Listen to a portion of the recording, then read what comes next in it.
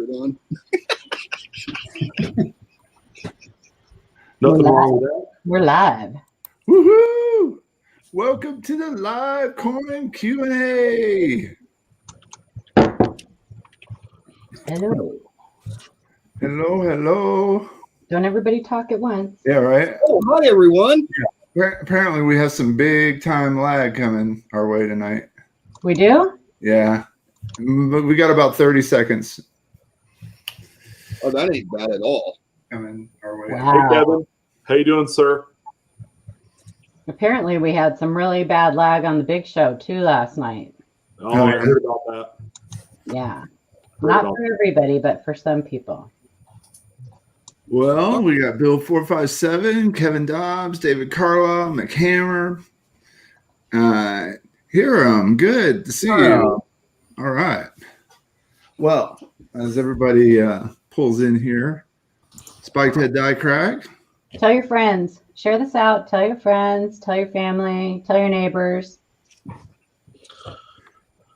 Z squared. Z squared.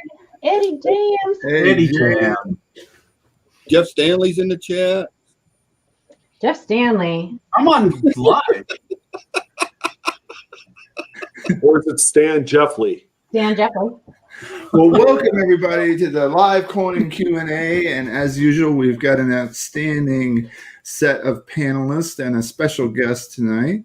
So our special guest is CMuss Omaha. Woohoo!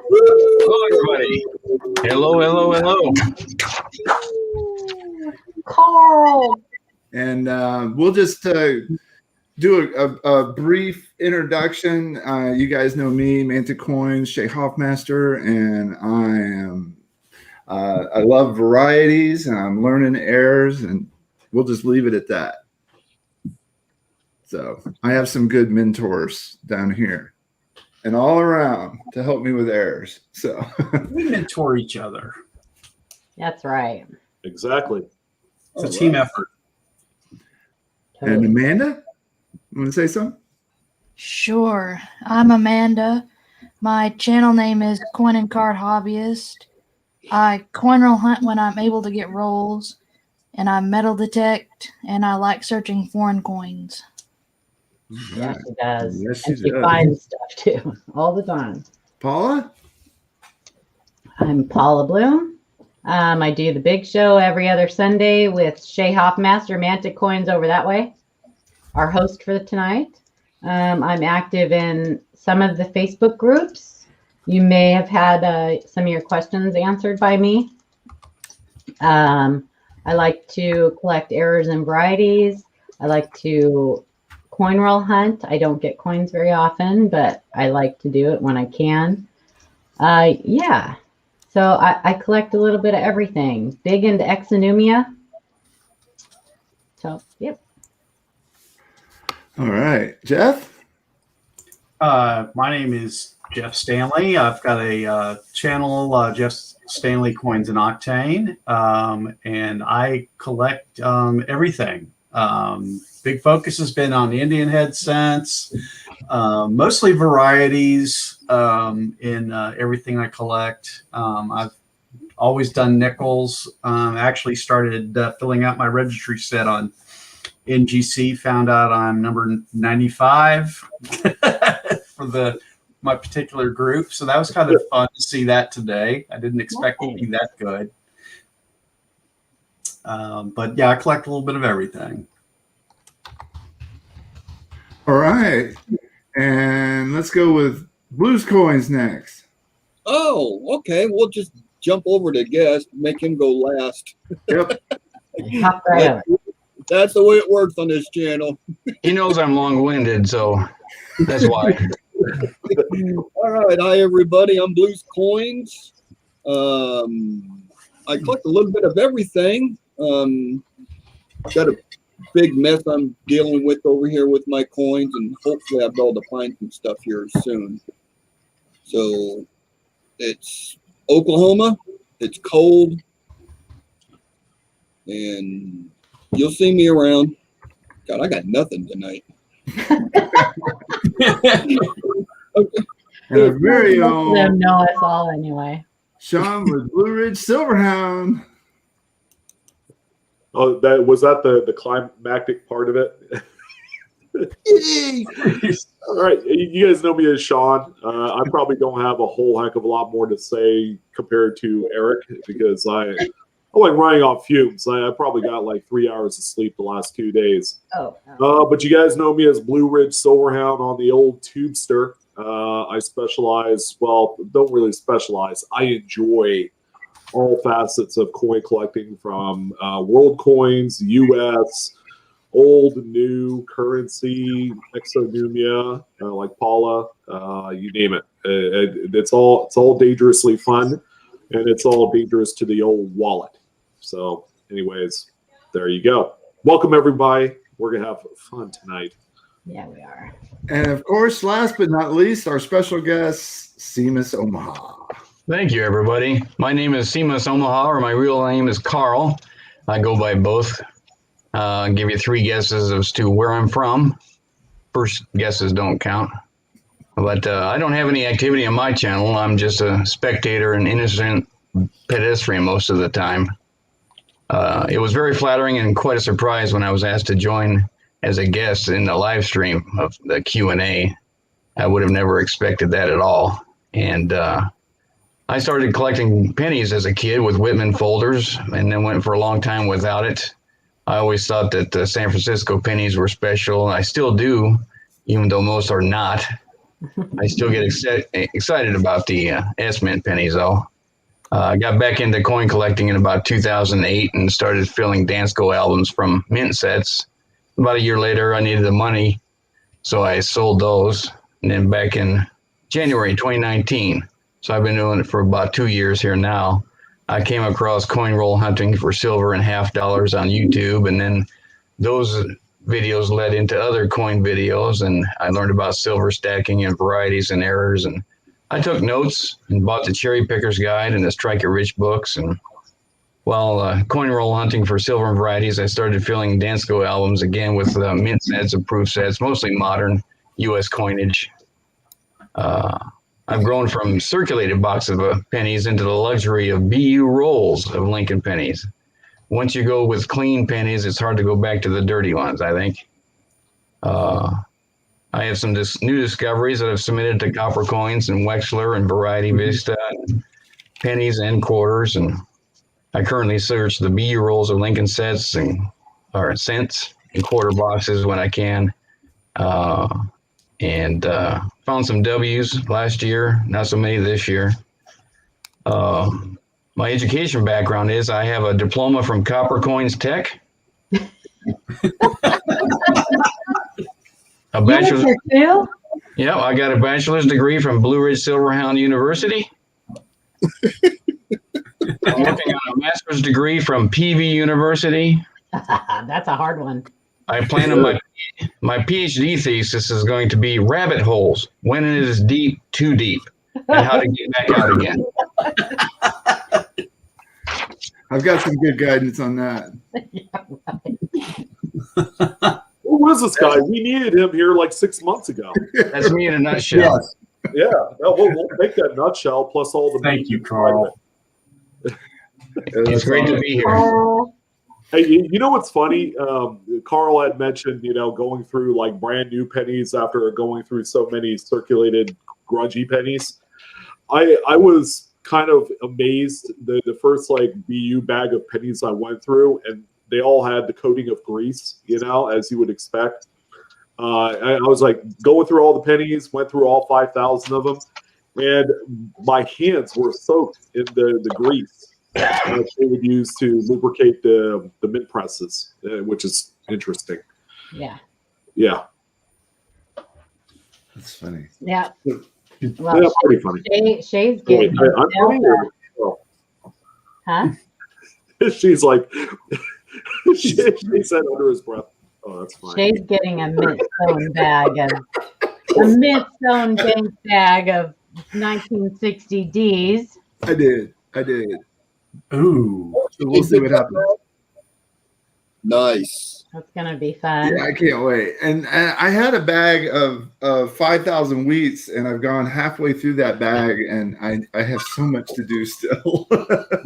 And I got the 60 Ds, and I probably should have waited, but Yeah, you should have waited. But You should have waited till after I had it checked until out. you bought them away from me, yeah.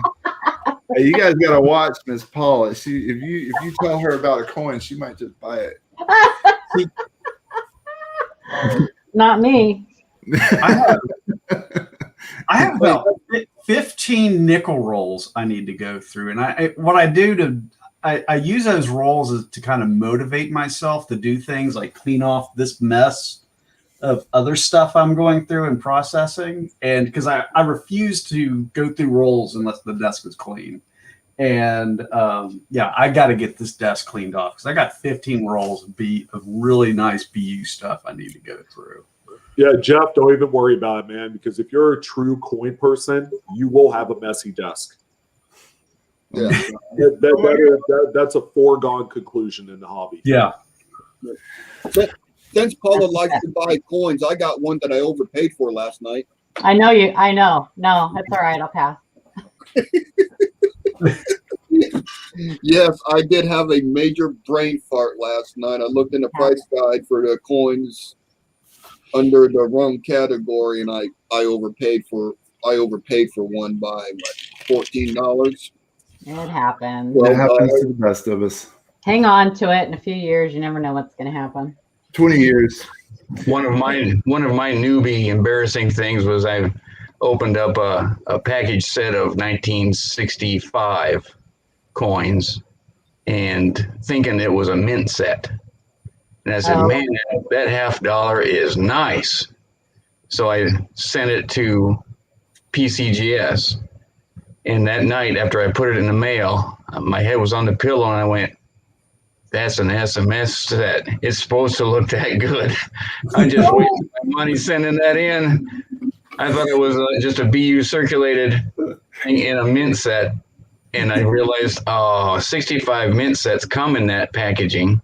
Yeah, I gave one away last night.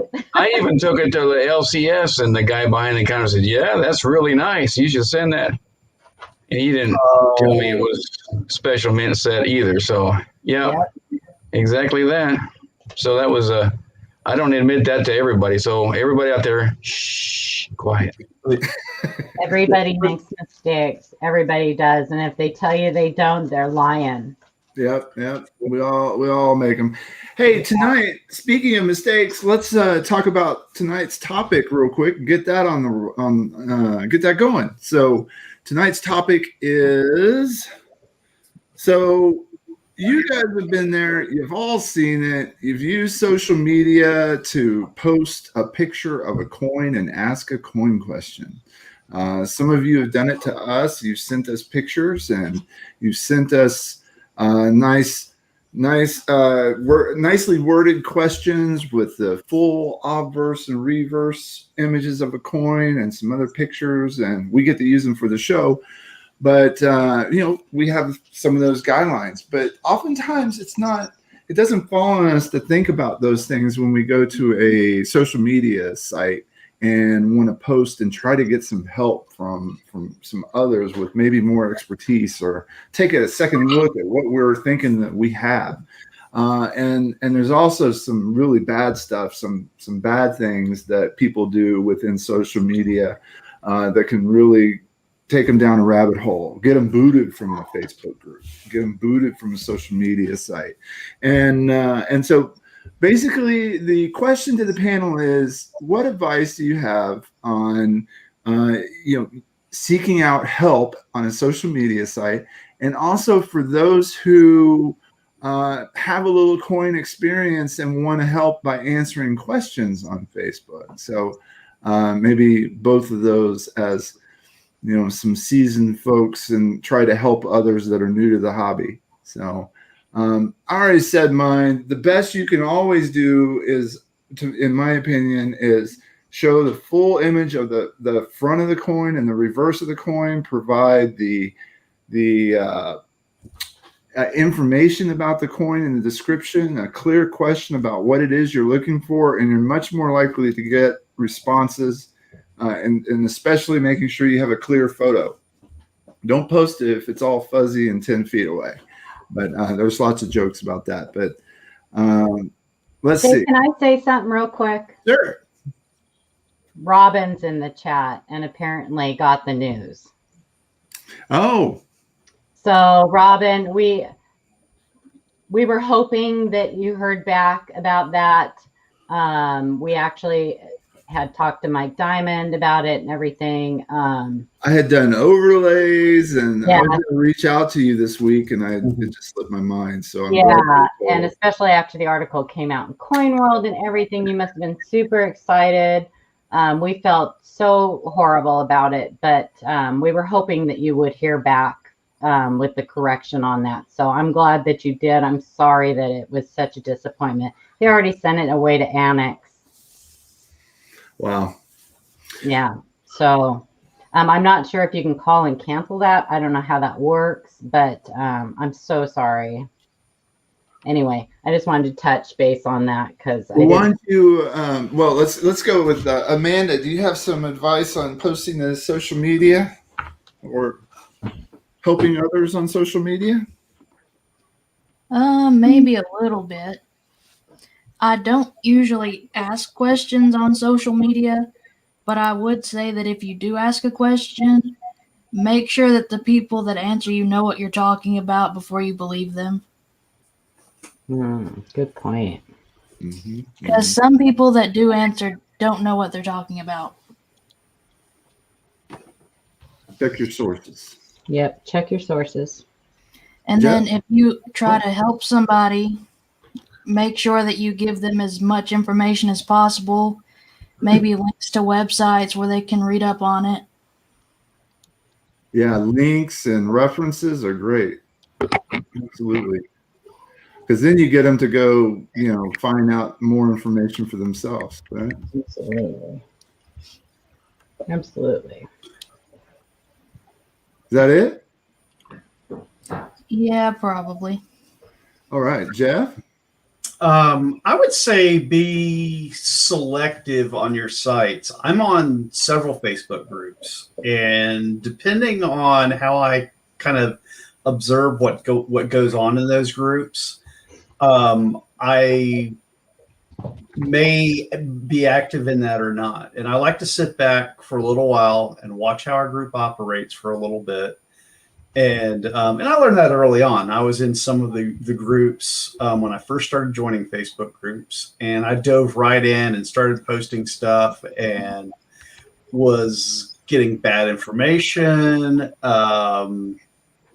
I'd try to offer, and I didn't go into that a complete novice. I knew some of what I was talking about when I joined, and I would try to help people out, new people that were brand new.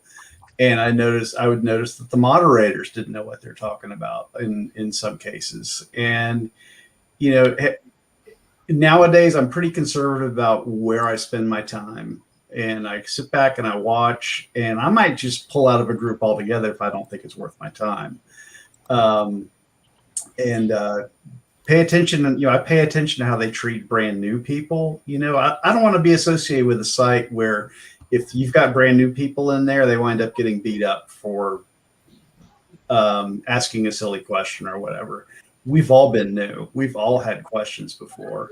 And if the minute a new person joins, people want to pile on and start beating up on a new person, that's not a site that I want to be associated with. Because I know you all are out there, and you come to this show and you expect us to have good information. And if you see me associated on a site where people are not treated very nicely, you're not going to think a whole lot of me. That's kind of my two. And I did want to mention, when I do answer questions, one thing, and I try to do this even when we answer email. Here is I feel like I at least need to throw some links up a lot of times of sites where you can go the next time you've got that question. and research that yourself. I know Amanda mentioned that, but I think it needs to be mentioned a couple times. If you're helping people out, try to have a list of sources that you can send them to, whether it be Wexler's for a variety or Variety Vista for a variety or copper coins. The other thing is, and other sites, if you're talking about errors, error ref, take the time, take a few minutes, go out there, find the link them up. That'll help them out. All right, Blues. I'm going to take the second part of that question about submitting a coin to a social media site for advice or clarification. A lot of these social media sites, they'll have under the About page, basically a little description of the guidelines on what they expect to see with questions. It could be picture of front and back, a picture of the problem area with your question. Pay attention to that, because that information is just not being asked just so we could see the front and back of your coin. There's too much information on a coin that is not associated with the problem area that will give us the answer or give someone the answer. So always pay attention to the About page of these sites. There are some good Facebook coin sites out there that specialized in a particular series. There's always the Facebook Coin Q&A site, which is pretty much my go-to. There's also the info at live coin Q&A that you could send pictures and questions to, and that goes directly to us. So good question, good quality photos. Don't beat around the bush. Don't argue with people. If you think it's this and someone says no, it's not, and 4 other people say no, don't argue with these people. You're just making yourself look bad.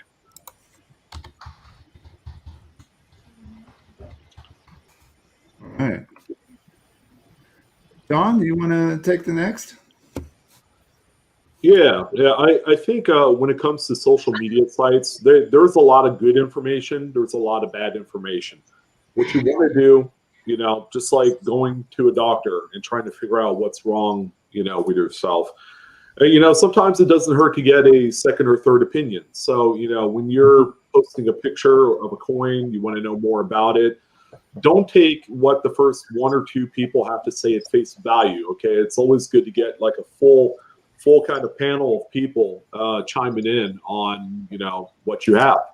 And then, that way you have a lot bigger scope of, if there's a lot of people saying that, oh yeah, that's machine doubling, then more likely it's machine doubling. But I've been part of groups on Facebook and some of the forum sites like Coin Community and PCGS Collectors Universe, where there's a differing, kind of, I guess, the information can be differing. So you definitely want to hear what a number of people have to say. And more than likely, the big time professionals, like your Mike Diamonds of the world, Ken Potter, and a bunch of other people. There are people that specialize in certain type coins. They'll throw in their information as well. Those are the people that you want to wait for. But aside from that, just make sure you get information from a bunch of different people. The more experienced ones, they are online, and they'll take care of you. So, all right, CMuss. Yeah, being one of the latest newcomers to this and have a chance to talk about it, when you're posting in a Facebook forum with your question, ask a question like, "We can't read your mind." I see too many questions where it's got doubling and there's just two pictures, one in the front and one in the back with no detail. And be as specific as you can with your questions. I see doubling on Liberty. on the B. Is that it? Is that a die chip or is that doubling? You know, don't make us guess at what you're seeing. Circles and arrows help a lot too. If you have the technology to edit pictures in Photoshop or something like that, or to put graphics or circles or arrows on them. And then double check your photos. If you can't see the anomaly that you were trying to point out, if you can't see the anomaly in those pictures yourself, we're not going to be able to see them either.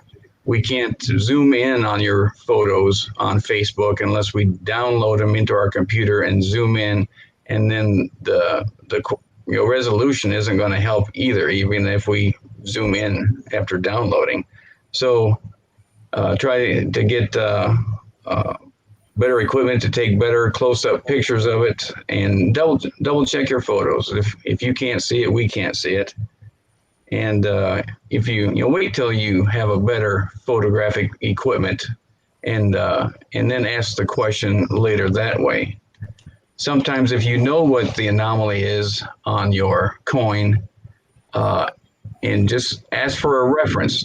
Does anybody have information on CUDs? I want to know about that. Rather than asking about a particular coin, ask for information on CUDs, and someone can get you a link to where you can learn all you want to and more on different topics that way. Watch where you're posting your question. If it's an auction site for coins, that's not probably what they're there for, is they're probably not there to answer questions. But the same people are on those groups as are the information or the enthusiast type of sites. Those would be the ones where you'd want to post your question, probably get a better reaction to them. So when I'm answering someone's question and attempting to, I usually reply with like, my first thought is, just in case I'm wrong, I'll leave it wide open so I can maybe change my first thought to something else. And, or I feel, or I think that it's this or that. And we've already talked about posting a link for the information that you're referencing. A lot of times I see people reply to someone's question and they just write MD. And if you're new to this, you don't know what MD stands for. A lot of times I'm going in, following up those people that answered MD and saying it's machine doubling. Here's a link to what that is, rather than leaving that person with the question hanging out there. And the same with like PMD, post-mint damage. Well, what does that mean? And so I see the quick, easy answers of some of the lazy responders out there. But that's about all I have to say about those things. I do want to add one special one. Thank you very much, CMuss.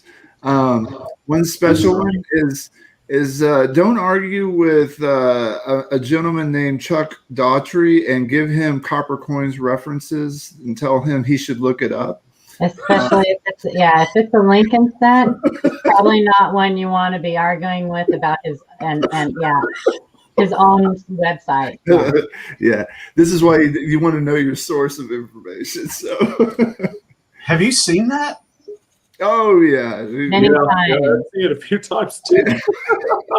Many times. Oh, sweet Jesus! That's the funniest interaction you can come across when it does happen. Yeah, and usually there will be a reply right after that, like "dope" or "oop," or "here it comes." It's like the air gets sucked out of the internet. Yeah. I go like this. Oh, this is gonna be good. I have the meme with the guy eating the popcorn. I just happened to be clicking buttons, and all of a sudden it got real quiet, and everyone disappeared. And last but not least, but Paula, could you share with us and fill in some of your thoughts? I have a lot of them, but I'll try to not go on forever. Just limit it to your top 15. Okay. Well, so the reason we're talking about this is because there was an unfortunate event that happened in one of the groups last night. And I'm not going to say what group. Actually, it was in two groups. Same coin, two groups. the gentleman had posted a beautiful 1944D FS 101. And in both groups was told it was not a double die. And this is a double die that you can see with your naked eye. So I'm not sure that what happened there, but it kind of got us all fired up, because had people not gone in and corrected that, that person may have just tossed that coin to the side. So, and we're not, none of it, we have all made mistakes. We, you know, everybody makes mistakes. Everybody does. But that is kind of what sparked this. So I have a few things. One, just because a group has a lot of group members in that group does not make that group a good group. You need to pay attention to a few things. First of all, you need to ask yourself, does the owner of this group ever reply and give answers to any of the questions? If the answer to that is no, that's probably not a group you need to be in.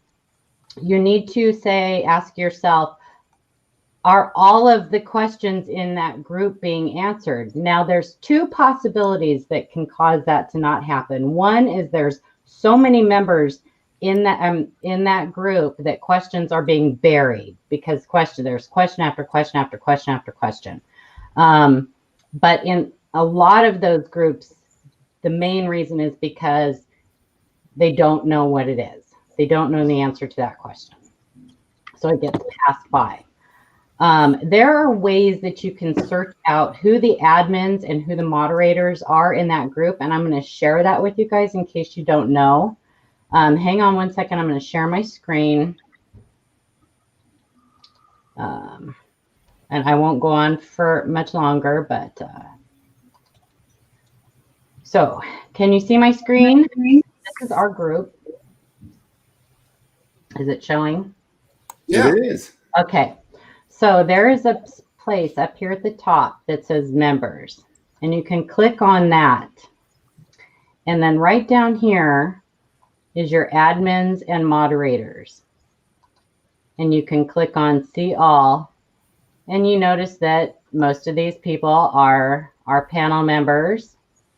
And this one down here at the very bottom is hopefully future panel member. So you can check on that. We have quite a few, because it's important to us that everybody's questions get answered. We also have a questionnaire that people have to answer when they join our group. So we want to make sure that you're joining the group because you want to learn, because that's what our Facebook group is about. So just be cautious. Make sure that when people are answering questions, they're giving you links.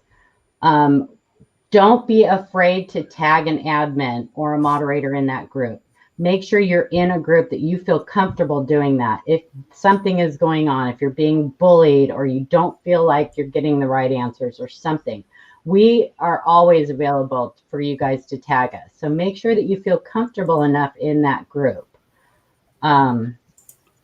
Yeah, I mean, I could go on for a long time, but you really, really just need to be cautious about that, because there's a lot of that. We are fighting. This is one of the reasons this exists, this show exists, and this group exists, is we are fighting that bad information that's getting out there. We want you guys to get accurate information, good information. Like I said, people mess up, they make mistakes, they get it wrong sometimes.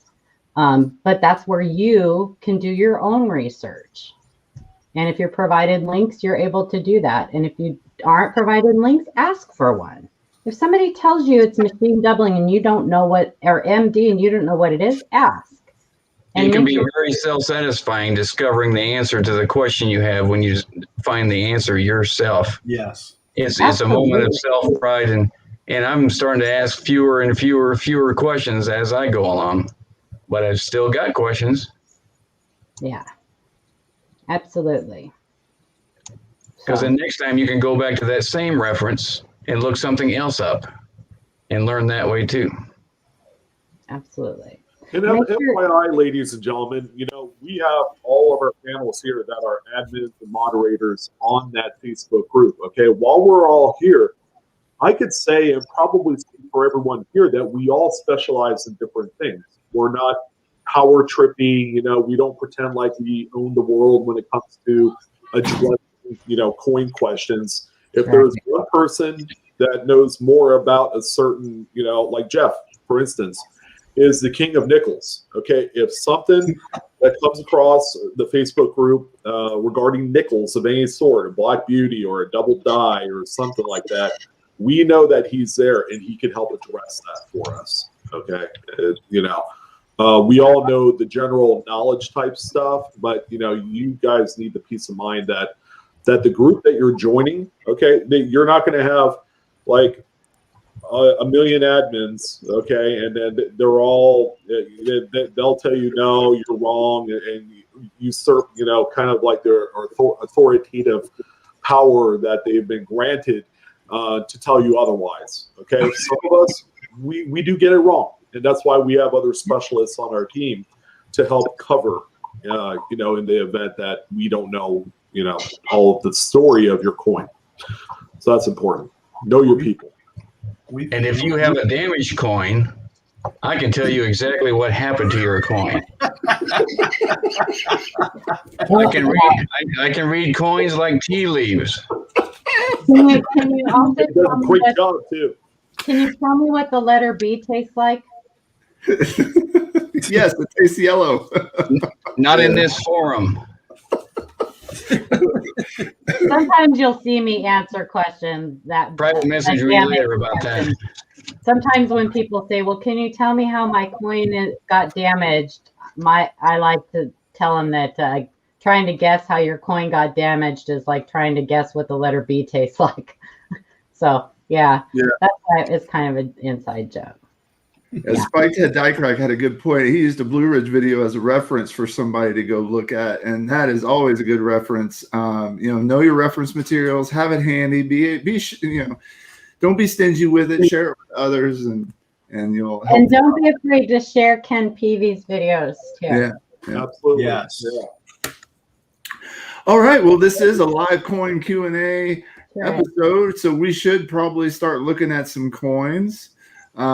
We've got Amanda, I think, is on deck to start us off with some emails. And we're not trying to ignore you guys in chat, just so you know. It's usually best if you have a question for one of the panel members, if you tag us by putting an @ symbol before our name and then tag us, and then it pops up and highlights for us. So, all right.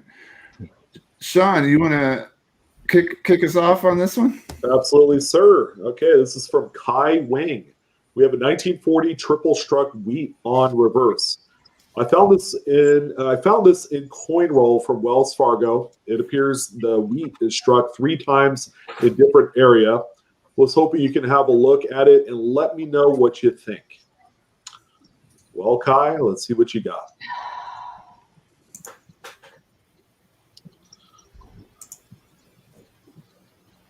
This one tricked me at first.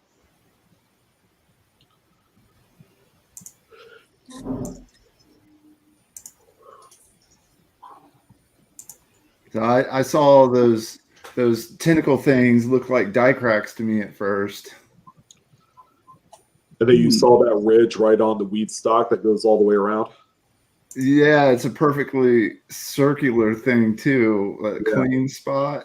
Yeah, Paula pointed it out to me. I didn't see it. yeah, I think it was glued into something. Yeah, so my first guess at this was shattered die, but then, of course, when it was pointed out that that's such a clean spot, it was glue. They're pronounced. They're pronounced tentacles. Shay. Tentacles. Be careful.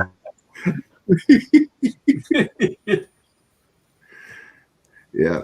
You guys will run across, especially on wheat. You're going to run across coins that were removed out of encasements, bezels that were people made them into buttons. I mean, all kinds of weird stuff were done to coins. So yeah, they were even used in artwork too back in the day. You know, like school art projects. that's true. My grandmother, God bless her soul, she actually told me of a few instances where they used pennies right out of circulation. They would have to bring some to school for making a clock, and they would use the pennies as the actual dots for the correspondence to the number going around. Yep. Yep. Yep. All right, so glue on the coin. Something. Yep. Yeah, So the evidence was is probably in a higher grade state too. You'd be surprised that glue that's been caked onto a coin for a long time, or varnish. You know, people did varnish coins for whatever reason back in the day. A lot of them are contemporary in nature, where they do it, you know, while they still have some mint red on there, and this is what you got. So nice circulated in the middle and a little bit better looking on the outside. Yeah. But yes, it's post-mint damage. In case you're wondering. We show coins like this every once in a while, you guys, just because you will come across coins like this. So we like to show, if people come along and say, why are they showing damaged coins? Well, that's the reason, because we have a lot of new collectors who will come across these damaged coins, and that's why, another reason why we say there's no stupid question, because this, you ask the question, there's probably 10 other people that had exactly the same question, just didn't want to ask it. I think one of the most common post-mint damage coins that is easily mistaken as an error are the previous good luck token encasements, where those machines pinch the edge of the coin all the way around to get them into the encasement. Yeah. So once they're out of the encasement, they look like something funny. Like they look like a partial tilted collar type error effect. Broad struck. I've seen people ask if they were broad struck. Yeah. Yeah. Yep. One thing Ken always told us and taught us is always consider your coin to be damaged until you could prove it otherwise. Yeah. Always assume damage until you could prove it not to be. Yeah. Or at least put, it doesn't cost a whole lot either to put a penny in a roll and look at it later, or in a jar and take a look at some of those later after you've learned a little bit. Yep. So. Yeah, I got rolls over here I got to re-look at because they were put away over a year ago because I saw something funny on them. All right. Paula, do you want to take this one? Sure. And I'm probably going to butcher this name, Shantium, regarding 1983P Lincoln Memorial Cent die clash. Thank you for reviewing this email. I was fortunate to discover a die clash, my first one, in a recent coin roll hunt of a 1983P, but I do not know which attribution it is. I've been told this coin shows they die clash well and can be instructive, so even if you don't have time to attribute or guide me through the analysis, hopefully this coin serves as a good mint state example of a die clash on the obverse and reverse. My bet is the CCL. That's a die clash number there. Attribution number is the designation. See if I can't look it up. Yeah. All right, did my eyes just go bad, or did that whole thing? No, it got blurry. Did it for you too? I'm sitting there, I'm having a stroke. I know. That's crazy. Oh, thank you. It got fuzzy. That whole paragraph just went double die all over me. Yeah. Ooh, railroad tracks. Yeah. Jailbird. Call those jail bars. Jail cents. It's probably time to start. What is that? Somebody's got an echo. Oh. I thought somebody was playing something. Oh, someone was pulling your leg, Paula. Although I heard it too. Stop that. It's the Stop. voices. Stop it. Stop it. You know I like it. Cindy. There she is. She's mixing it up. That's right. For those of you that are new, those people in blue, be kind to them. They carry a big hammer. So, are you looking that up? Is that the only photo we have? That's going to be hard to. Just the front and the back. Okay. But the back is at an angle. Okay. So yeah, that's a typical die clash of the memorial on the reverse. I'm trying to look it up, but I'm having a hard time on their site. Mm-hmm. That was an 83, wasn't it? Yeah. I only see one. Wait, no, I see an 82. For typical die clash? Yeah, this is a 83 Philadelphia. There's a little bit of a die clash. But this on one's got a double. I wish we had a better photo because I can see the Y in bay 2. Can you zoom in on that a little bit, Amanda? Yep. Yeah, anytime you can get letters and Yeah. to show up on a clash, that's a seriously deep clash. See that Y and upside down Y in bay 2? Right there. So those of you that don't know, a die clash is when the two dies, the obverse and the reverse, anvil and hammer die, come together without a planchet in the middle. And either one of the die or both of the dies get the impression from the other die. So you'll get the obverse on the reverse on the obverse. And sometimes you'll see coins that have a ton of polished die abrasion lines, and that's typically why you find those, because they tried to abrade away some clashing. Well, that strong Y over there in bay 2 is kind of telling me it's number 4, maybe. That is a nice clash, though. Wish we had a straight on of that reverse. Yeah. Well, actually, there's a little bit too much of that Y showing to be 4, isn't there? Well, I would think that the hammer die would have like a set interlock to where it would prevent it from going all the way down to meet the anvil die. It Just to prevent such a thing, but it should have a clearance set, but sometimes it doesn't. There should be a clearance set. then there's probably a tolerance, a plus or minus involved with that too, when it's going more toward the plus than the minus when it's doing that. Yeah, and just like machine doubling, sometimes things get loose. Right. Screws come loose. Things get loose. Yeah, the world's in a perfect place. The older you get it. Yeah, just like on Breakfast Club. Right? That's Yeah. right. In a perfect place. Oh my gosh. I'd say if you go ahead. I was just gonna say so this is a great example, you guys, of something not to do when you send us photos. try to send us photos straight on. That helps a lot. This one's a little bit hard. I think there's a little bit of a clash of the head underneath the memorial there. That would be nice to see.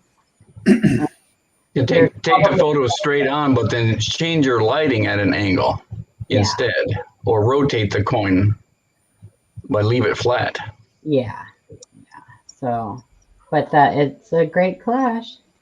We'd probably be able to help you out a little bit more identifying it if we had some straighter photos, but yeah, great. But indeed a clash. So Nice clash. Yeah. I tell you, one of my favorite series to pick clashes from are Standing Liberty Quarters, because they usually manifest with an E right there next to the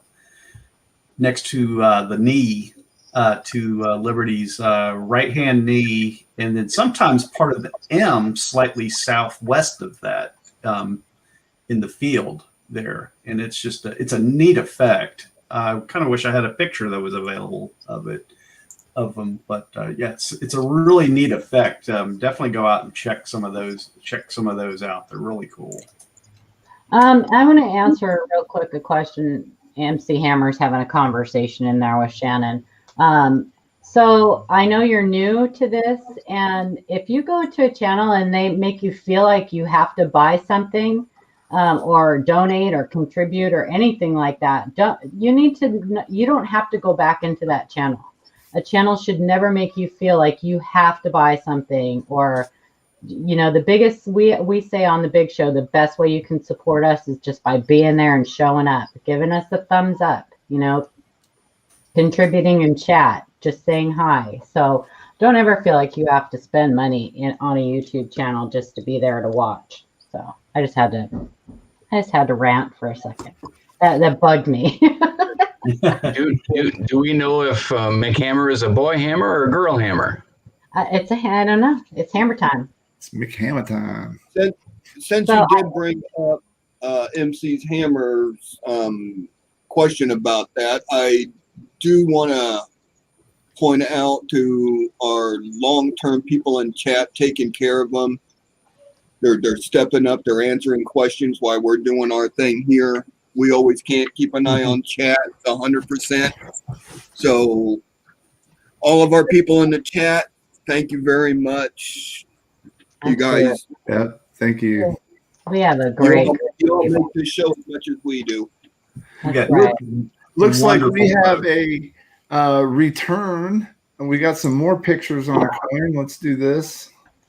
All righty. From Stuart Pritchard, 2018 D half dollar per your request on live Q&A. Here are some additional photos of this error. And the original question was, what is this? What are this?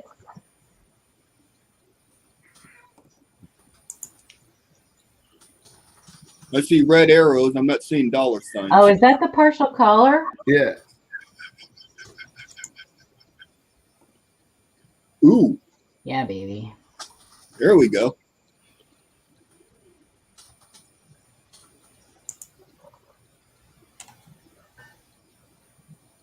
Yeah, I don't know what caused that. I can't answer that. I think that I don't know what caused that. You know what, though? I think I'm gonna, Stuart, if it's okay with you, I don't know if Stuart's in the chat. I think I'm gonna show these pictures to Mike and find out what's going on, because I know Sean thinks it's damage. So I want to make sure what's going on with that before we give any, because I said 100% tilted collar, but I don't know what's going on there, a partial collar. And I just want to make sure, because that looks different. I think you said that too, Sean, that it looked raised like that, but yeah, it does have kind of a hump on that. Yeah, but I mean, it's still got the reading on there, so I don't know. Yeah. It appears like it took a hit. Yeah. It raised the metal a little bit on there. Yeah. So where it's flat right on the reading, that would be incuse, or not incuse, but like a depression where it took the hit at. Yeah. Yeah, I think I'm going to share this, if that's okay with Stuart. Stuart, is it okay with you if I share this with like Mike Diamond or a couple people to just verify? Because I'm second guessing myself now, and I probably shouldn't have said 100% last week. But we all make mistakes, so I really would like to get some more input on that. Cool. And if it is an error, I would like an explanation to give you on that, if that's okay with you, Stuart. Typically, when you guys send us pictures, once you send us pictures, those pictures belong to us. But I still like to get picture. They are directly across from each other. Yeah, that's got me kind of.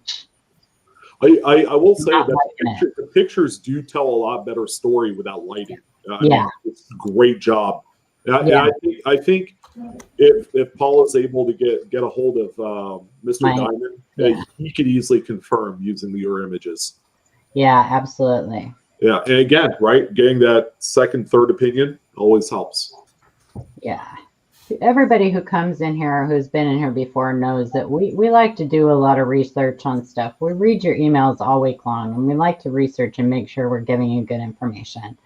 And I don't, this is why pictures are so important. Can I mention something, because I had an interesting email this week, and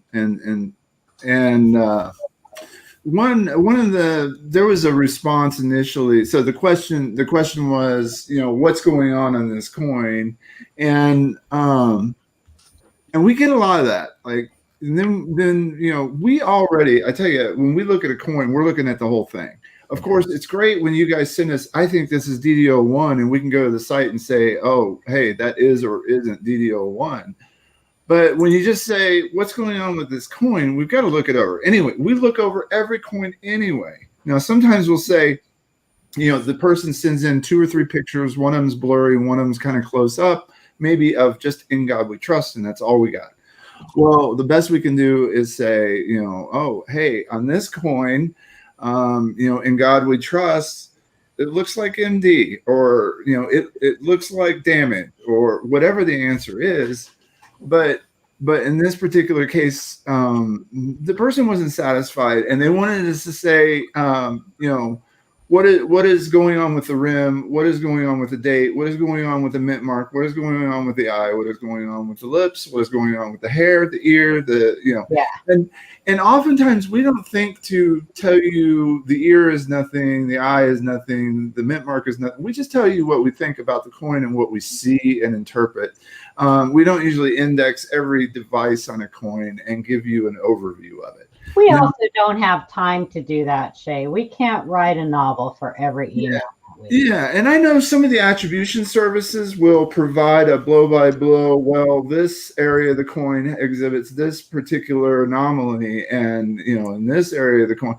But it really is. But I do promise you that we do look at the whole coin, the front, the reverse, the edge, and any pictures that you give us, we're always looking at all of the coins. So we catch a lot of stuff. A lot of questions come in that say, is it one thing? And it turns out to be no, but it is something else here.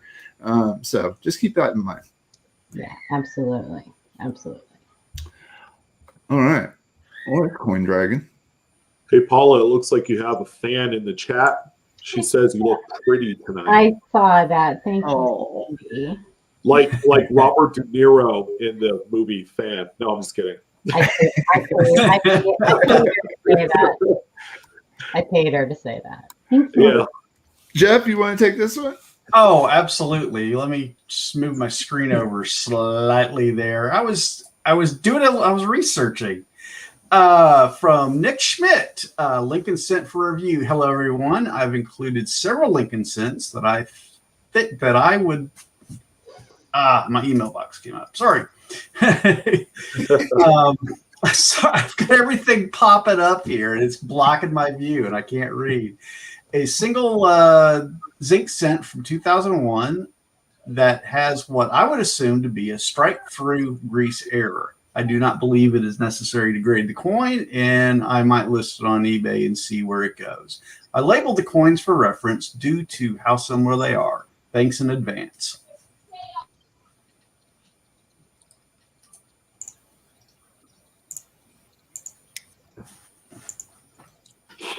Oh, goodness. Wow. Interesting. Let's see them. Is that half a blank Planchet? Holy cow. Pretty much. It'd be interesting to know what the thickness is on there. Like a tapered Planchet type affair. Yeah. Well, the strange thing is you have fully upset rim on that side. Oh, yeah. Whereas, like the strike was full. Either there was, I don't know. It's on both sides, and it's a very, very healthy amount of strike through. It's like only half the pizza got cheese. Yeah. Yeah, don't you hate when it happens? You know, if I saw a reverse like that, I would almost expect to flip it over and see a very large cud. But Exactly. No. Yeah. You know, it almost looks concave enough and deep enough. I mean, but wow. I would be very interested to see the edge and maybe have a comparison like regular Lincoln set next to it. Right. Did Nick say he had 2 coins, or is this all the same coin, front and back? Yes, it's the same one.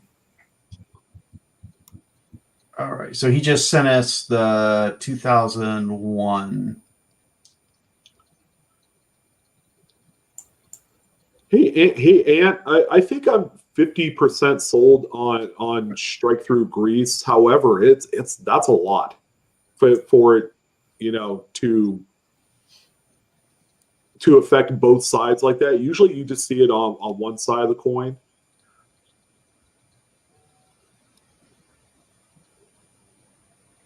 Yeah, I would really like to. I'm with you, Sean. I'd really like to see that edge shot of that coin. Because with a tapered planchet, right, it's not going to strike it up all the way.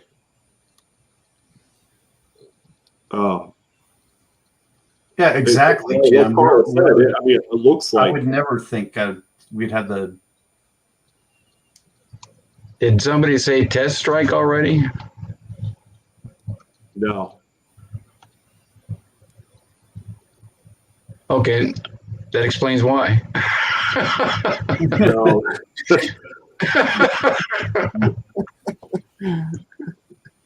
Like test strike as in that die adjustment? Right, that's what I meant. Yeah. Okay. What I Yeah, meant. but wouldn't it affect the whole coin because they're adjusting the pressurization of the Whoops, sorry. Hello. can't take you anywhere.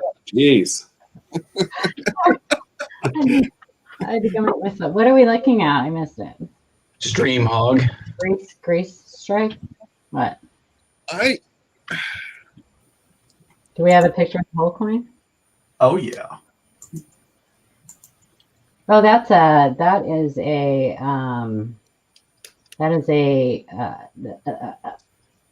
crap, I lost my thought. That's a Paula, watch what you say. tapered planchet. It's a tapered planchet. And he actually got I think I answered this email too, and I asked him for a weight, and we got a weight back, and it's a little bit light. So it's typical of a tapered planchet. So it's closer to like say 2 grams than it is the actual weight. It was 2 point. I put it in our chat. It was hang on. I put a follow Yeah, up. exactly, Adam. It's kind of what Yeah, it's a tapered planchet. it's right there. We can't see the edge. Oh, come on. Follow up 2.29. So yeah. Was the weight. Yeah, either way, that's Yeah, but it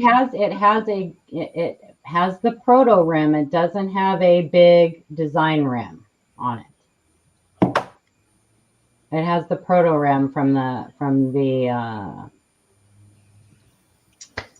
upsetting mill, but if you notice, the design rim is very weak too on it. So yeah. mm-hmm.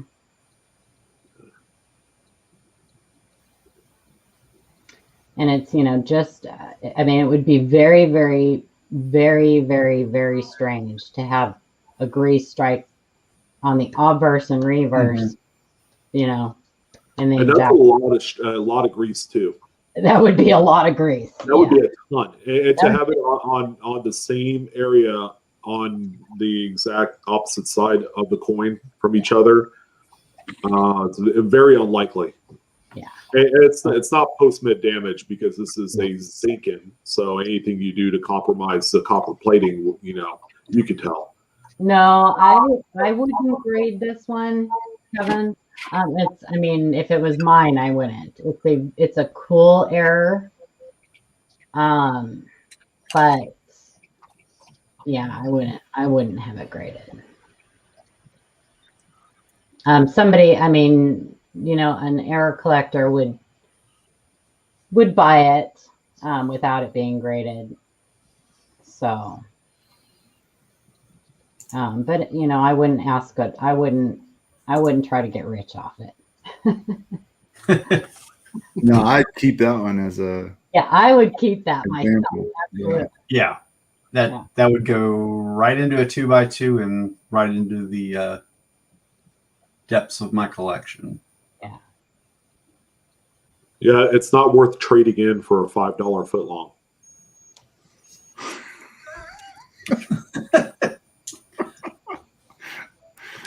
What's so funny? You guys? Everybody just went there. So what happens, with tapered planchets is that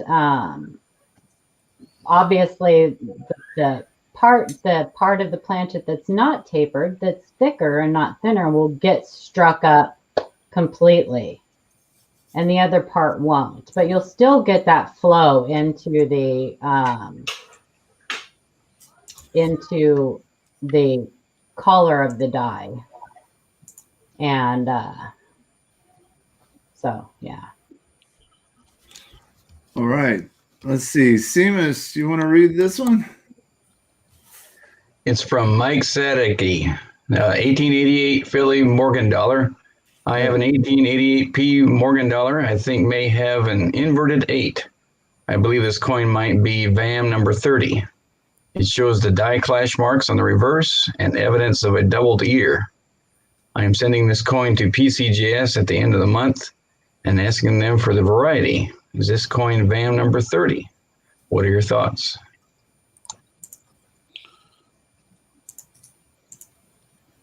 You know what's funny is that I found a VAM 30 about a year and a half ago, so I'm very familiar with this date and VAM. All right. It was just by coincidence because I was looking for this particular date. So there you go. Well, what's unique about 30, and is this it? Yeah, what are we looking for? The inverted 8, silly. Hey, Amber.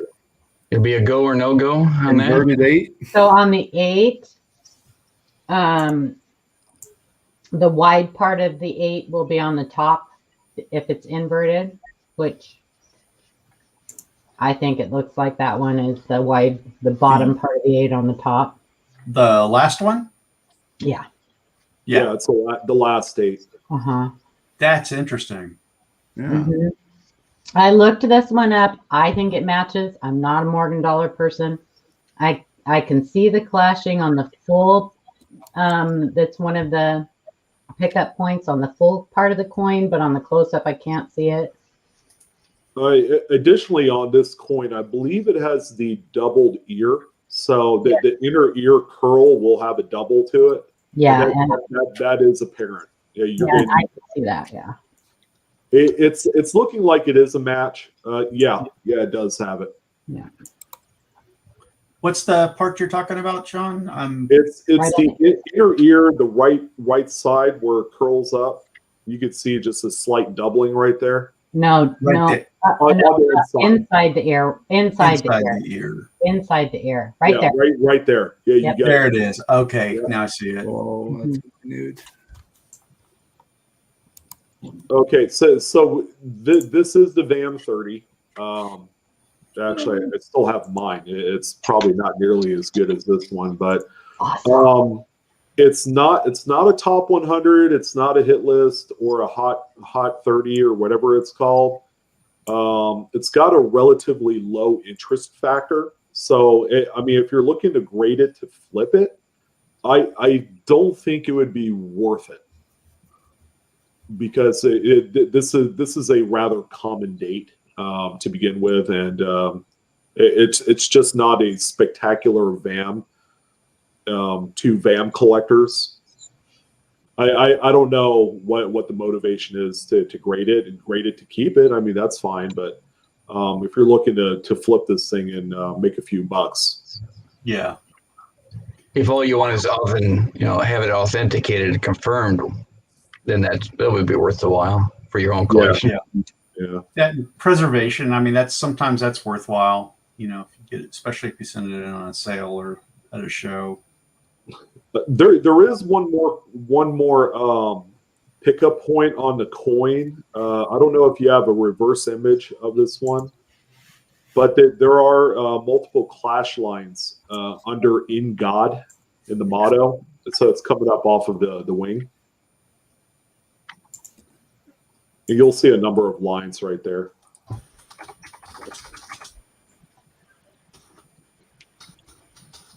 Shay, when we're done with this one, I have an example of a tapered planchet I just wanted to bring up to show everybody when we're done with this. Just Okay.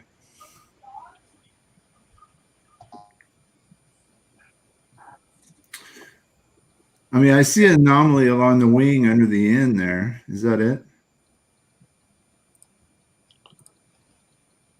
It's ever so slight. Hey, can I check out the date one more time? You can see it on the full coin. The date on the VAM 30 is set further left than where it normally is, and the last date is further away from the rim or from the denticles than all the other digits, and this one is. Yeah. Would that die gouge in the first 8 and the bottom of the first 8, would that be a pickup point too? Or would that be too random? That's just too random. Can you pull up the full reverse photo real quick? No, we're so demanding tonight. I know, sorry. And zoom in by In God. Can we go back 3 coins? I got a question. So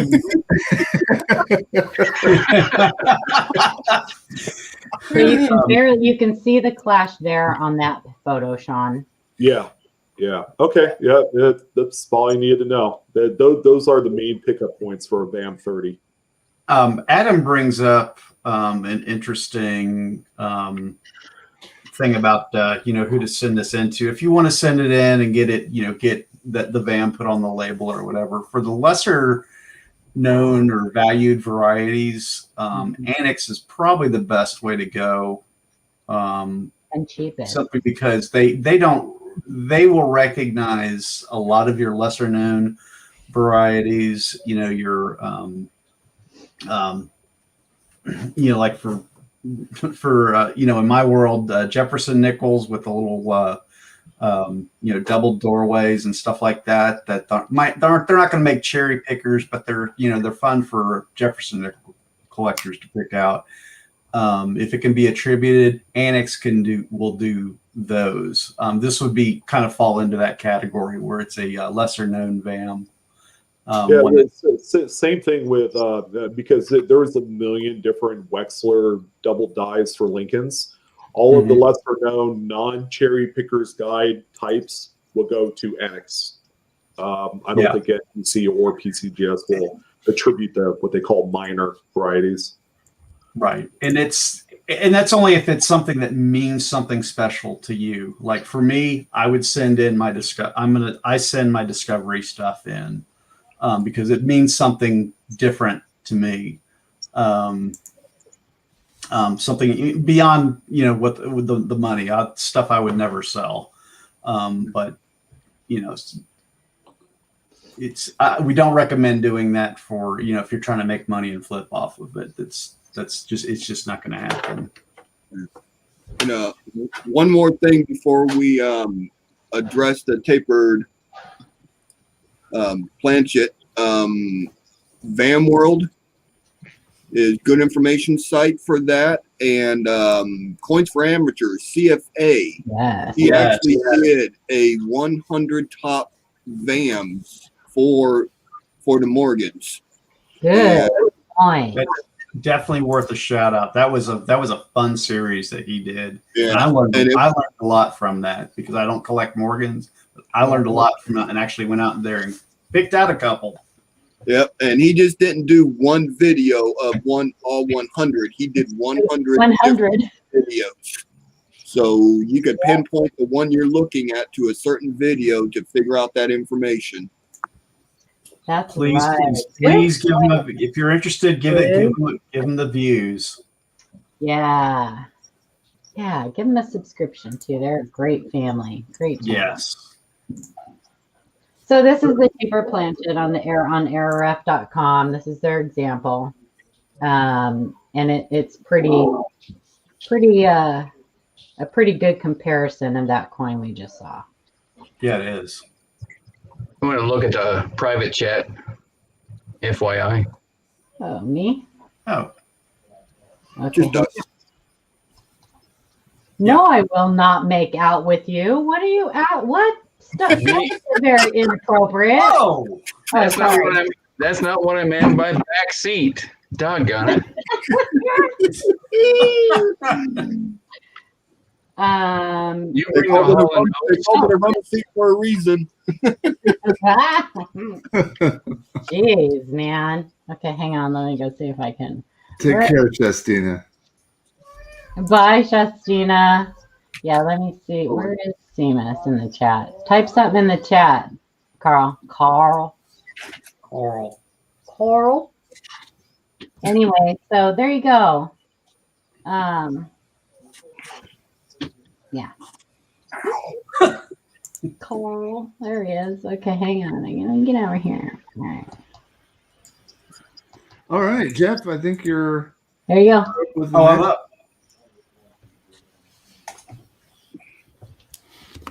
I want to read one. Go for it, Blues. I've been really working on my hooked on phonics skills, so I need to practice. Oh, that's the I same think- one. I think Amanda and I overlapped a little bit. That we did. My bad. Hold on it. Hold everything. Hold everything. Oh Talk man, amongst that was yourselves. an easy one too. A lot of little words. I even was sitting there. I was like, "Oh, we overlapped." I was okay. I need to make sure I go to folder number 2. Yeah, watch this email come up. It'd be like 19 paragraphs. Mhm. You're not far off.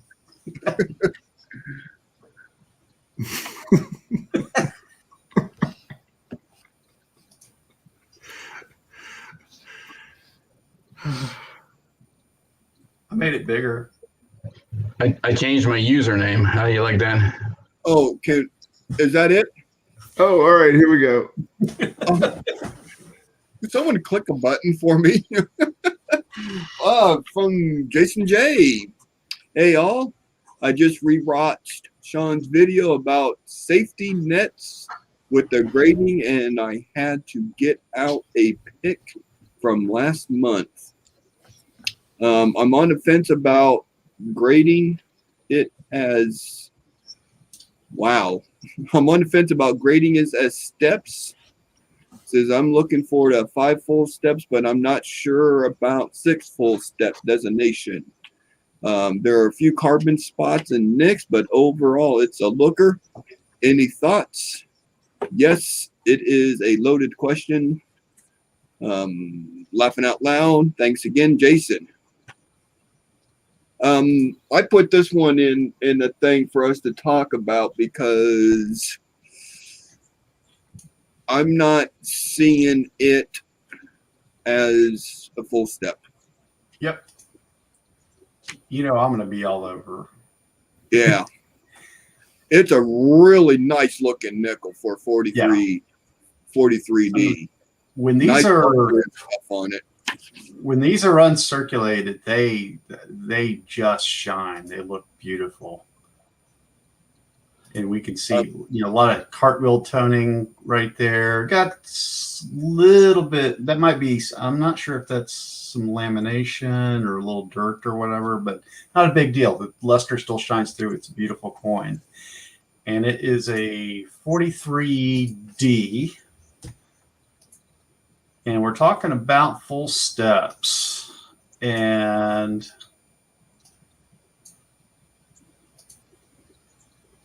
there's a good view of the steps right there. Okay, for those of you who don't know, Jefferson Nichols, they have designations on them above, just an uncirculated and circulated grades. They've got the full step designation, and that full step kind of tells us the quality of the strike on that particular nickel. And not all nickels are, years and everything are equal. There's certain years where a full step designation is very valuable. There's others where it's actually fairly common. This is a 1943D, and it's 5 full steps is fairly common. I'm going to look it up here in my book that I'm going to show you that I use for looking these up. But just looking at the nickel right here, I'm just not seeing these 6 full steps that would qualify as 6 full steps. What I should see, if you can see my arrow down here at the bottom, is I should see a complete channel right down here at the bottom that would give us our 6th step. In addition, I'm seeing a lot of marks that probably reach the depth of those other channels. So the channels are like the think of like canyons and valleys. The channels are the valleys in between the mountains, right? When you've got a mark that reaches the depth of the floor of that valley, at that point you are bridging those 2 steps that are side by side, and that's going to probably remove the full step designation. Anything that bridges it, whether it be weakness of strike, a mark or whatever, is going to negate that. You're going to wind up without a full step designation on that coin. So I hate to say it, I'm pretty sure we're not going to get full steps on this one. It is a beautiful coin. It is a nice 1943D. It is certainly, I think it's book worthy. We're not seeing it. Quick, my tip for trying to count steps on Jefferson nickels is to count the channels. There are 6 steps and 5 channels. If you can count 6 complete channels from left to right in the little box right there, then you've got a full step, or you've got full steps. If you've got you've got 5 channels, 6 steps, 4 channels, 5 steps. PCGS only does full step and no full steps, or plain. NGC will give you the extra designation of 5 full steps and 6 full steps.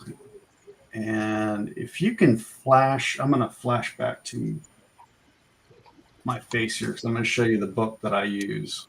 Adam Chambers wanted to see the mint mark. Oh, it's a D. When you're done. Okay. All right. This is the book that I use. All this is the red book for Buffalo and Jefferson nickels, and it's really basic red book information. But one thing it does have above and beyond what the normal red book has is it actually has in here below each one of the date details a statement about whether full steps are common in that date or not.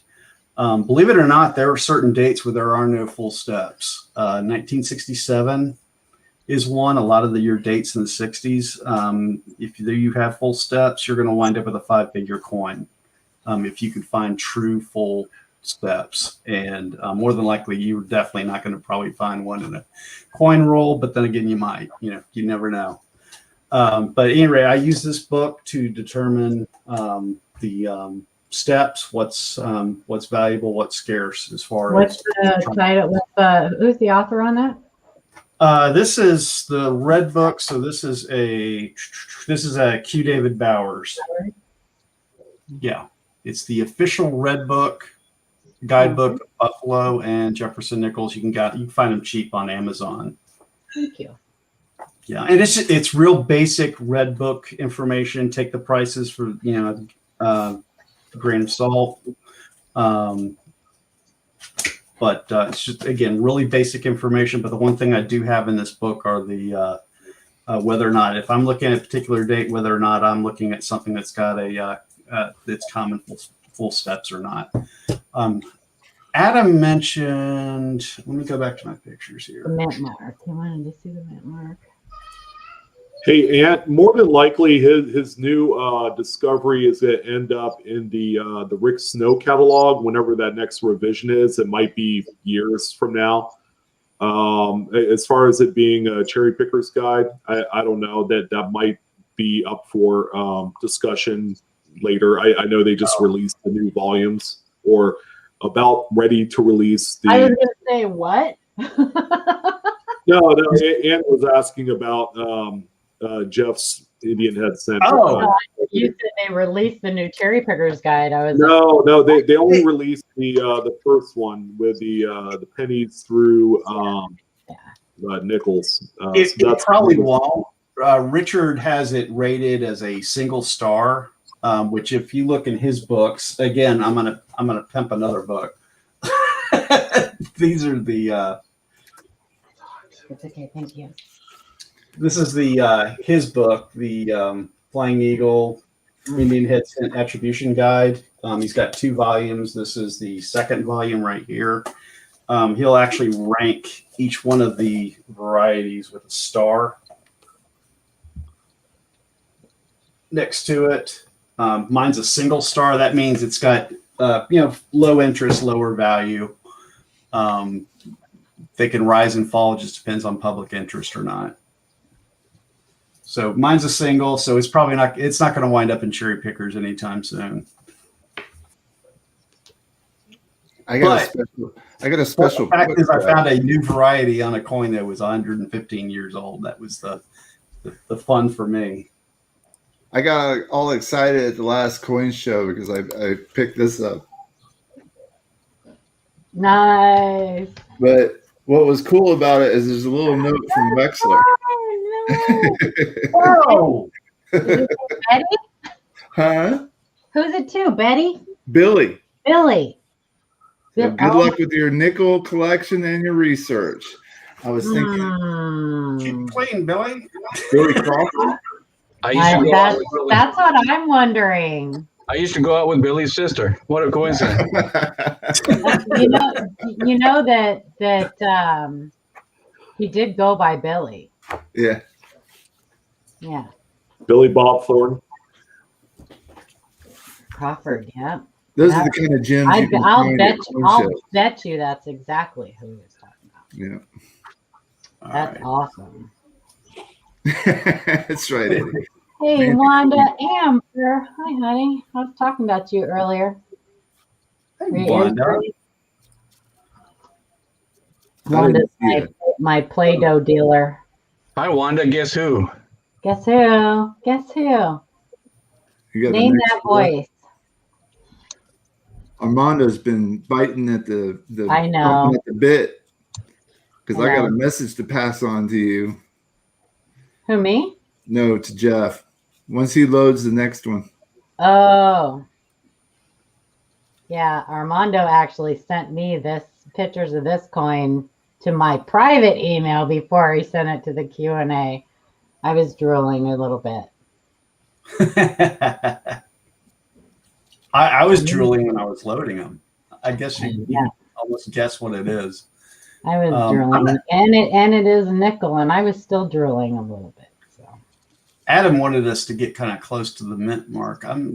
It's a little hard to see. This is, this with the war nickels, you've got this really large mint mark, which actually makes for some really large RPMs. RPM. Maybe something up there at the top. I'm not sure. It's a little hard to see. It's a little fuzzy. But it'd be something to look at. Nice to meet you, John. Thanks for thanks coming. for sending that in. Let's see. Accept. Who wants to read this one when I get it up?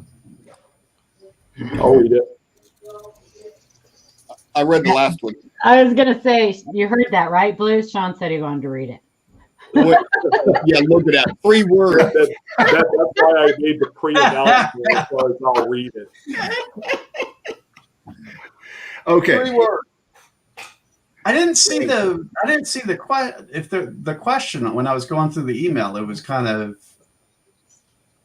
Well, the question that he sent in chat was he wants to know what stage it is, if you can figure that out. Oh.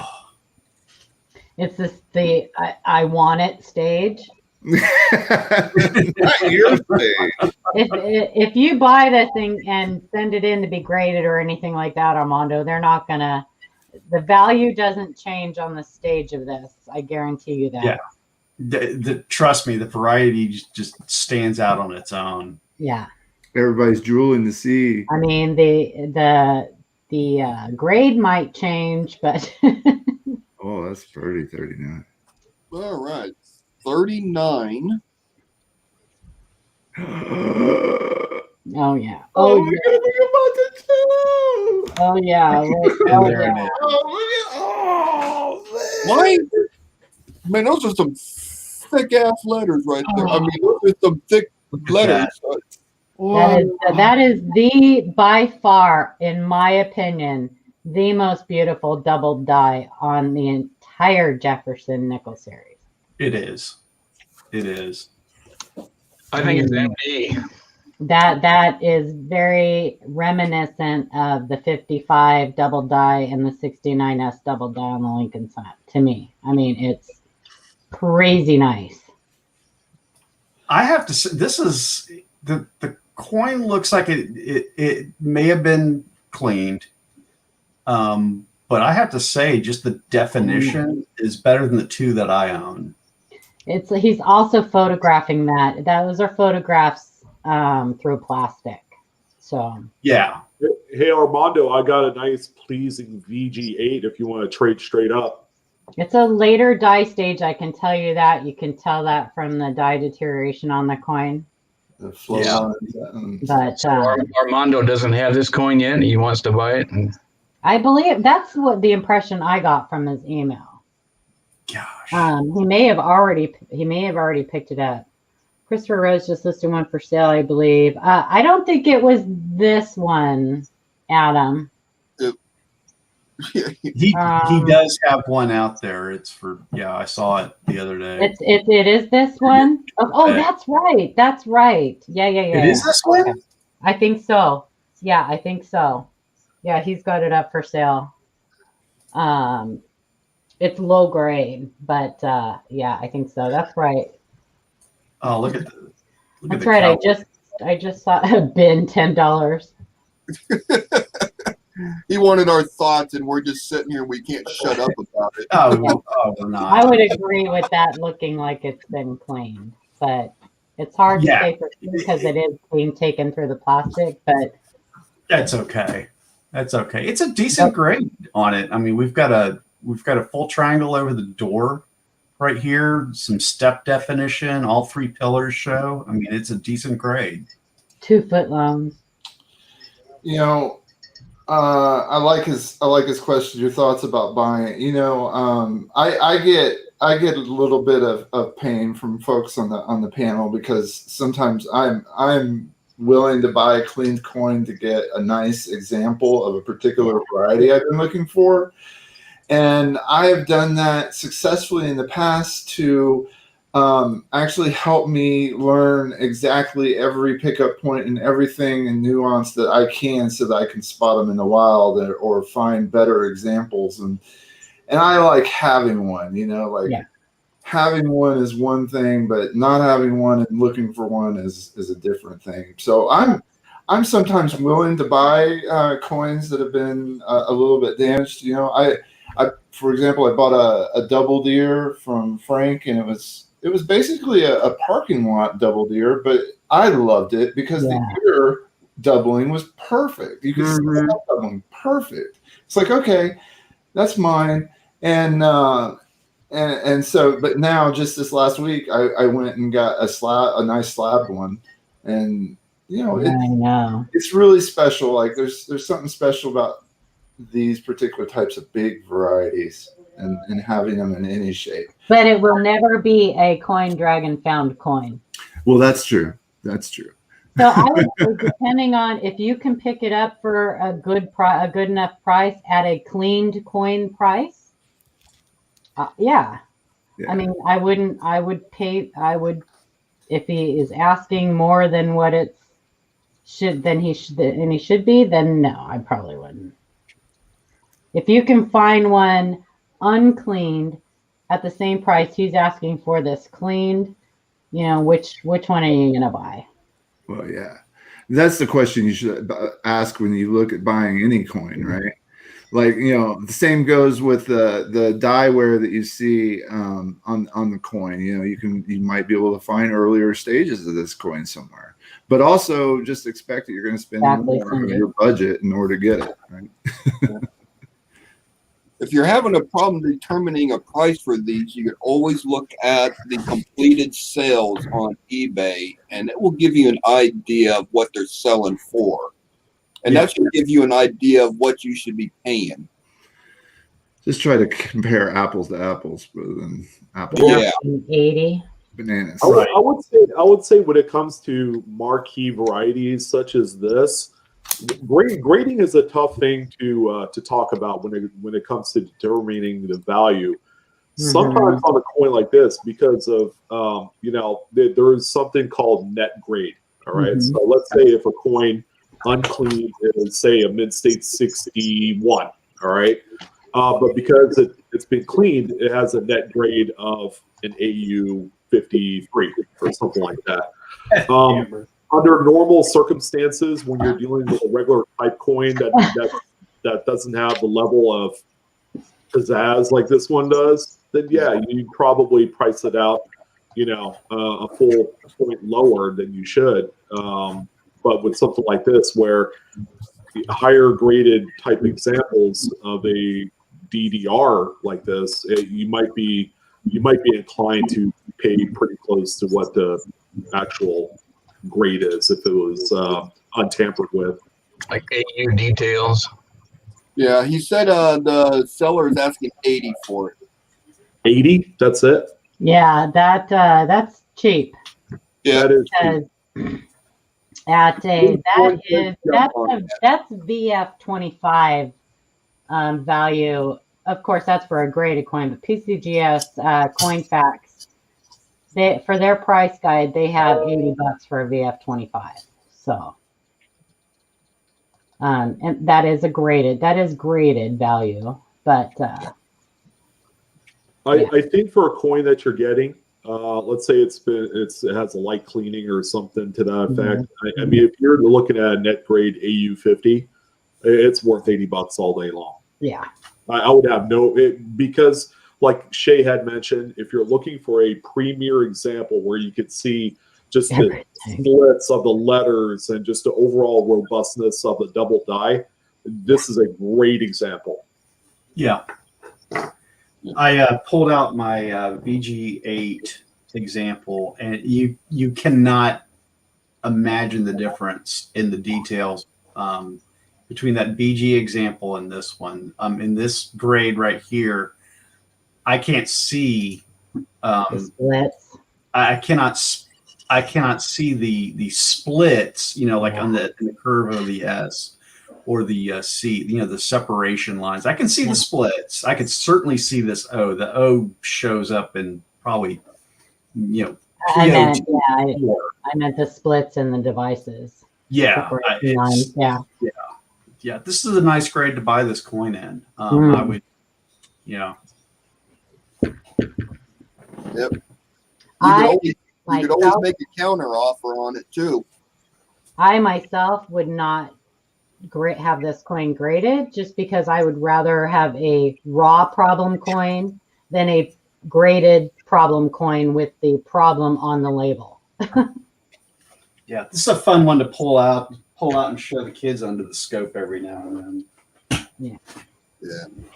I mean, if you need our approval, Armando, I think you have everybody's endorsement on this one. I would say do not negotiate the price at all. Just pick it up for 80. He said, "I'm going to buy." Sold. Thank you very much. Yeah, and you're like, oh yeah, I'll get it. Hey, you don't want to give the seller any reason to think that it's worth more than that. You know, to just buy it. And Armando knew better than to send me like the link of the seller, because it probably had already been sold. I mean, like, no, you should not buy that coin. Buy now. Yeah, he's gonna go back and talk to the seller, and the seller's like, yeah, no, I sold it. I sold it to one of those live coin Q&A guys. That chick. Papa Freak. She told me not to tell you. You might just flip it right here in chat. Right? Yeah, exactly, right? Start taking bids in I'll give you 85. I'll give you 85 right now. I think we're already at 100, so Oh, damn. gotta do better than that.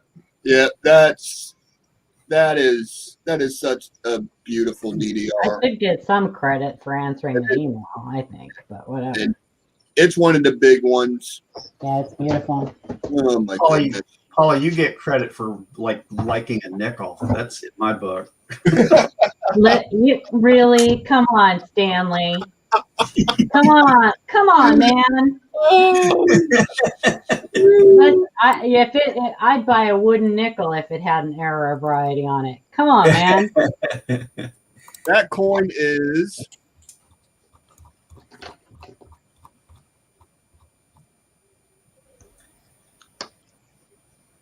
I tell you what, I have a War Nickel 45p DDR that's pretty nice. But this one has always been on my list, especially one in a little bit higher grade. So, yeah, I'm gonna have to bite the bullet and get it. What do you think of that? Huh? What? Well, he's got the nickel still up on the thing, so you can't see. Sure. Shay, are you sleeping? find that coin. Oh no! There it is. Oh, there you ruined a perfectly good wooden nickel. I didn't do that. How do I know? It came like that. Okay. Should I have it graded? Yep. Woohoo! We made it an hour and a half tonight. That's pretty good for us, right? I know somebody's got a better one than that, Paula. Yeah. Just ask him. I grade that wooden nickel in 1855.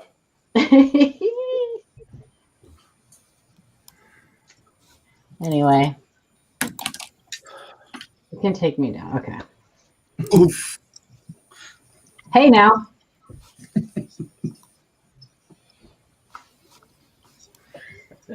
Graded F. All right. All right, so we got something optional from Adam while I dig up something else. All right. Yeah, Adam had some.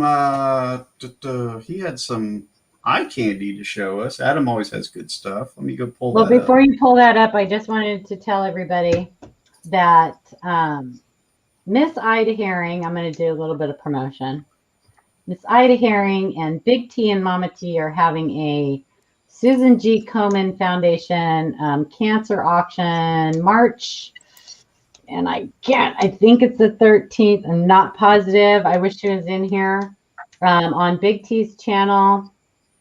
I'm terrible with dates, but if you go to Ida Herring's channel, She has a video on it. Last year they raised a ton of money for the Susan G. Komen. This year they're hoping to get to 10,000. So if you guys, it is the 13th Wanda, thank you. If you guys can please go over there and get, you can get all the information on Ida Herring's channel. If somebody could grab her channel link. We do have some members in our coin community family that are battling cancer right now. So Susan G. Komen isn't just for breast cancer. They research cancer of all types. So yeah, so that's all I have to say about that. So check that out, please. I'm going to be donating a big show package, but you won't know what's in it unless you bid on it and win it. Oh, look at that. I did a little rhyme. Yeah, Adam did some recent submissions. Nice, Adam. Amazing toner. That's sexy. I like them kind of nickels. A little copper. So you got a little DDO there. Is it? I didn't look him up. I think so. I don't know what grade did it get. You guys can look up those numbers on PCGS. Go to PCGS verification, and you can type in that number right there, and it'll pull that exact same coin up. Yeah. Wow. Sold. Just kidding. Not really. I don't have that kind of money. I don't see it. I don't know. Somebody go look up that. Yeah. I could buy that 1925 $20 gold piece, but I wouldn't have a house to live in anymore. I know, right? Hey, Jeff Stanley. Yes. Can you give me that cert number on that 09? Sure. Real quick. You ready? I am. 413 43 280.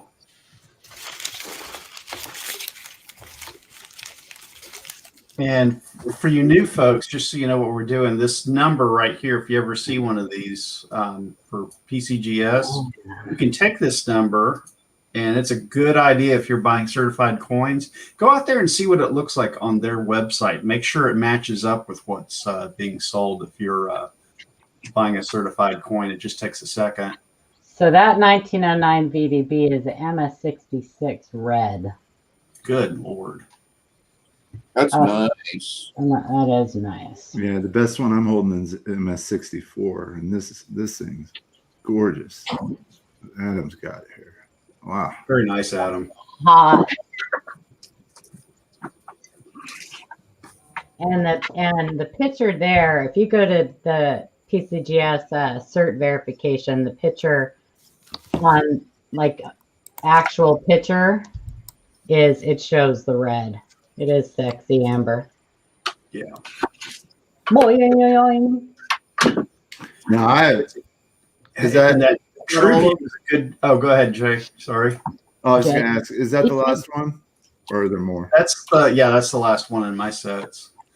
The True View is, by the way, is a good way to go. And if you've got a coin that's got one of these True Views and you think it may have a variety, you can go out there and focus in on those pictures. And so I've got the sexiest coin ever you'll ever see. It is the best coin. And here you go. You ready? Oh, dear Lord. Oh, hello. Let's see who that is. Do you guys know who that is? Come on. You all know who that is. Oh, boy. That's a sexy man right there. Look at that. Is that our Ken Peavy? Yeah. it's good. Sure is. Yeah. That was back when he used to smile. That's birth control right there. I think he still had that shirt and that sweater. He still got those glasses. He lost the hair over the years. Lost a little bit of the hair. Yeah, look at them eyebrows, man. It's like McDonald's golden arches. Those are nice. I like it. Go back to the other one. That's nice. Huh. That was the Geek of the Month Club. Oh, look, they spelled his name wrong. Oh yeah, they did. Oh my gosh, was that the physics club? Chess Club. Physics club? Oh, it's a chess club. Who's that guy next to him with the wandering eye? I don't know. Are those the warthogs? Look, it looks like the principal at school in Welcome Back, Cotter. God love him. Oh my gosh, I didn't even notice that. He does not look happy. There was a bunch of sweat hogs. You know Ken wore him out on a He daily was so cute. Look at that. Oh, man. Well, anyway, thanks to Tom C for sending those photos in. We really appreciate it. And He was only 35 years old. Crazy about a sharp dressed man. That's our professor. Oh, look at that. The rubber ducky. All right. Well, that is the. That's 3 gallons of bullshit in a 2-gallon bucket. You're welcome. All right, folks. Well, thank you, everybody, for being here. Thank you to I got 2 of them. Omaha, and thank you to all the panel members. You guys can always send us your emails with a great question, the full front and reverse image of your coin, plus a close-up, nice cropped, clear images all week long. And we go through them and reply and then put the best up for the show. You can also go to the Coin Q&A Facebook group. And on our website, we do still offer hats and shirts for sale, and you can support us that way. 100% cotton. I picked them out, I wore them, and I washed them multiple times to make sure that they were comfortable. And boy, are they comfortable. So, Get them out of my closet. and yep. Paula tells me she's running short on space to put big show coins, so we need to clear the shelves of the shirts. So That's right. Yes. We may have to cancel the big show if we don't get rid of those shirts and hats. And Mosquito flying around me. If And we you like definitely wanna it, if thank, you like the show. we want Go to ahead. thank our guest, Yes, CMuss. Carl. The man of the hour. Me. Hopefully he joins us more. yeah, you did a great job. I just Oh. thought you guys overstayed my welcome, maybe. I don't know. Wow. No. Fit Well, right one in. last thank you to all of our moderators that are handling chat, and thank you to all the folks that came here and supported us. Thank tonight. We you. appreciate it. And Absolutely. If look you guys forward to like seeing it, you guys soon. give us a thumbs up. Tell your friends. Subscribe. Yep, here every Monday night at 7:30 p.m. Central. Yep. All right. Good Y'all night. take care. Talk too much. Have a great week. Thank you.